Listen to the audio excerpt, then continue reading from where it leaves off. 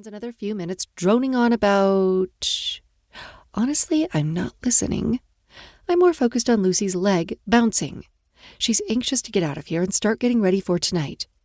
Headmaster Stewart stops speaking eventually, and we all throw our caps into the air, and then we're filing out of the auditorium into the lobby. The interior of the Hamilton Academy is constructed to look like an old European library. It's all dark wood and stained glass windows and smells like musty old paper. Excited chatter echoes off the high ceiling and the oil paintings that line the walls, depicting portraits of old aristocrats and famous politicians, former alumni who I have just joined the hallowed ranks of. Families and friends start to filter out into the lobby after the group of graduates. I remain where I am, letting the two people here for me approach rather than going to them. I tap the stiff edge of my diploma against my thigh, watching family members embrace each other. My parents aren't difficult to spot.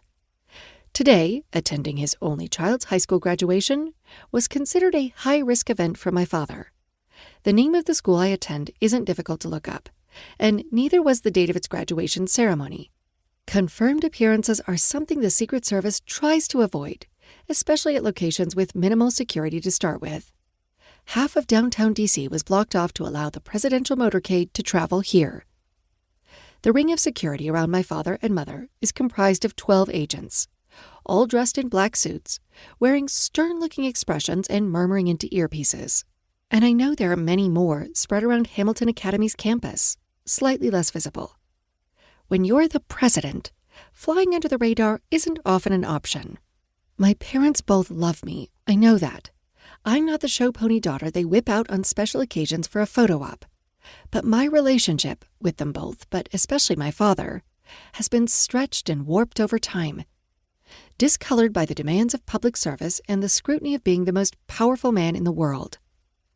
I'm proud of my father. Watching him take the oath of office was a surreal moment. And it's a mostly thankless job, with limited power when it matters and a never-ending stream of commentary from those who believe they could meet its many demands better. It's a role my father has tackled with sincerity and integrity. There are many people who believe he's doing a terrible job of running the country. I'm not one of them. But pride is layered within a whole lot of other emotions. The most prominent is resentment. He's given up a lot in order to get where he is. I've sacrificed just as much, maybe more. And it's moments like these where it really strikes me. When I wish that every single person at my high school graduation didn't have to go through airport-level security just to attend the event. That there weren't snipers on the roof, and a police escort plus 2 ambulances waiting outside. I'm enveloped in the entourage when it draws near enough. The familiar scent of my mother's honeysuckle perfume surrounds me as she pulls me into a tight hug. "I'm so proud of you, Georgie," she tells me. She's talking about my valedictorian status more than anything else. Hamilton Academy is the de facto choice for the children of D.C.'s elite. My fellow classmates are the sons and daughters of senators and Supreme Court justices. Academic prowess matters to my mother. Before we moved into 1600 Pennsylvania Avenue, she was a philosophy professor at Boston College. Whereas my father is book-smart, he sees school as more of a means to an end, not as an enjoyable experience. He's more interested in my tennis ranking than my test scores. "Thanks, Mom," I reply, patting her back. My father embraces me next. "Congrats, Georgie." "Thanks, Dad." "Your speech went well." "Yeah, thanks. Your notes were helpful."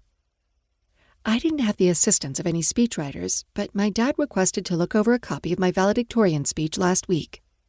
I obliged, mostly because it felt like a normal moment between us, which are few and far between these days. When I was little, my father was the sort of dad who assisted with science fair projects and brought snacks to my tennis matches. That changed. Slowly at first, then all at once. It's not that he doesn't care or that he changed. His free time just became severely limited when he was elected to the Senate, and pretty much non-existent when he became president. One of the agents steps forward and whispers something into my father's ear. Even before his expression turns apologetic, I know what it will mean. "It's fine, Dad. Lucy wants to head right out so we can get ready for tonight, anyhow."